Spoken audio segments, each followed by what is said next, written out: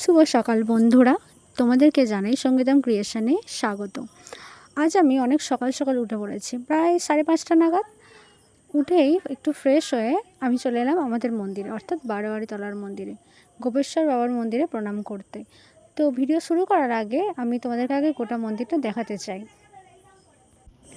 আজ আমরা যাব গঙ্গা স্নানে। গঙ্গায় স্নান করে তারপর চড়ক পূজার প্রস্তুতি নেব। তো সেখানে যাওয়ার জন্য একটু সকাল সকালই রেডি হতে হয়, কারণ ওখানের যে সকালের যে মুহূর্তটা সেটা এত সহজে দেখা যায় না। আর আমি বিশেষ করে একটু গঙ্গার পাড়ে গিয়ে সময় কাটাতেই পছন্দ করি। তো আমরা সকলে মিলে দেরি না করে আমি চটপট গিয়ে গাড়িতে বসে পড়লাম এবং ওয়েট করতে থাকলাম কতক্ষণে সেখানে পৌঁছাবো। অবশেষে আমি গঙ্গার পাড়ের এখানে চলে এলাম। এই যে সকালে এই দৃশ্যটা দেখছো, এই দৃশ্যটা আমার অনেক দিন ধরেই দেখার খুব ইচ্ছে ছিল। তো এতদিন পরে আমি এই দৃশ্যটা দেখতে পাচ্ছি। তখন 7:30 থেকে 8টা বাজবে যখন আমি ওখানে পৌঁছাই। এত সুন্দর অপরূপ মনোমুগ্ধকর দৃশ্য দেখে আমার শুধুমাত্র চুপ থেকেই ইচ্ছা করছিল যে পুরো সময়টাকে উপলব্ধ করি।